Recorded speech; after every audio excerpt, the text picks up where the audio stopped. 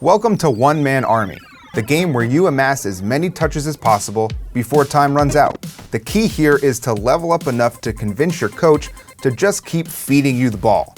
But you can't shoulder an entire offense until you prove your teammates aren't worth the time, and you can't rely on your quarterback to throw it to you, so get up there and take it from them. You are your team's only hope. Now get out there and prove it. In order to set a high score for touches in an NFL game, you need to be the focal point of an offense. In order to remain the focal point of an offense, you need to deliver, which requires a lot more when you're on a great team compared to a losing one. But in 1997, Denver Broncos running back Terrell Davis was up to the task. He finished the season tied for first in rushing touchdowns and was second in rushing yards, behind only the legend Barry Sanders. Davis helped lead his team to a 12-4 record and a Super Bowl win against Brett Favre and the Green Bay Packers. For his efforts, he was named Super Bowl MVP. Alongside John Elway, Davis was the heart and soul of the football team. But on October 26th, in a Week 9 matchup against the Bills, Elway took a back seat and the running back known as TD went to work. Even at 6-1, the Broncos had Kansas City nipping at their heels in the standings. If they wanted to ensure a playoff berth, they needed every win they could get. The 4-3 Bills were far from a gimme, but given the Broncos' fight for the top of the standings, it was a team they were expected to beat. Both teams had a top 10 defense, and neither team was particularly effective through the air that day. Elway threw for only 133 yards, 0 touchdowns, and 2 interceptions. But Davis came to the rescue and rushed 12 times more than Elway passed. Entering the game, Davis was the AFC's leading rusher, so when you have that kind of player on your side, sometimes you just have to lean on him. The Bills made a late run to send it to OT, but it ended after 4 straight rushes by Davis set up a game-winning field goal. Those final rushes brought his total touches to 47, good enough for a spot on the high score leaderboard, just not the top spot.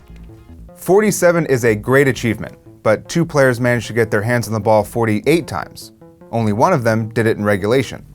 Another October game, this time in 1983, saw the Buccaneers face off against the Steelers. Pittsburgh was on their way to a first-place finish in their division, but to get there, they needed to rack up the wins against god-awful teams like the Buccaneers, who entered the game winless. Unlike Davis, Elway, and the Super Bowl-winning Broncos, the Buccaneers were trash. Their one bright spot was third-year running back James Wilder, and the coaches knew it. Even if a Wilder-centric offense became ineffective, they really didn't have much of a choice. The Bucs managed to jump out to a 12-0 lead, but the Steelers were able to adjust to the give the ball to Wilder game plan. The Bucs, on the other hand, did not adjust. They continued to feed Wilder even as the game slipped away. He finished with 42 rushing attempts and was on the receiving end of nearly half of QB Jack Thompson's completions. The Steelers, however, walked away with the victory. After the game, Steelers QB Cliff Stout recalled, "We were all thinking, oh God, are we going to be the first team to lose to these guys?" If the Bucs had a second offensive option, maybe they would have walked away with their first win. But they didn't, because they were trash. Jack Thompson stated after the game, "We weren't sitting on the lead. We stuck to the game plan." They sure did, and that game plan was lose. Wilder continued to be the Bucs' centerpiece, and the following year, he had 47 touches in a game, one off of his record, en route to a single season touch record. He sits atop the leaderboard with the top 2 scorers, but he isn't alone. The only other player with 48 touches in a game is Hall of Famer LaDainian Tomlinson.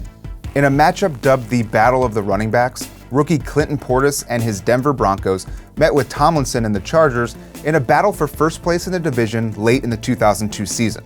A 43-yard run by Clinton Portis towards the end of the first quarter put the Broncos up 10-0. But not to be outdone, Tomlinson immediately busted out a 76-yard run followed by a 3-yarder to punch it into the end zone. The Chargers may have had a young Drew Brees under center, but it was clear, if they were going to win this game, it would be at the hands of LT. Tomlinson hammered through for 2 more touchdowns before Portis found the end zone again. With just over a minute remaining in the fourth quarter, the Broncos put one through the uprights to tie the game. With the clock ticking, the Chargers' final drive of regulation would have to rely on the passing game, which turned out to be a good reminder of why the Chargers were leaning so heavily on LT. 1 completion was followed by 3 incompletions and a punt. The team needed to put the ball in Tomlinson's hands, which is exactly what they did in overtime. After forcing the Broncos to punt, the Chargers handed it off to Tomlinson 4 straight times to to set up an easy 38-yard field goal, but it was blocked. A missed Broncos field goal on the other end handed the ball back to San Diego and gave LT the chance to rack up 6 more rushes, bringing his touch total to 48 and setting up the game-winning field goal. Once the game ended, Tomlinson told reporters, "I don't know if I had anything left in me. I was too tired to celebrate. I got sore just saying that, but I sit for a living."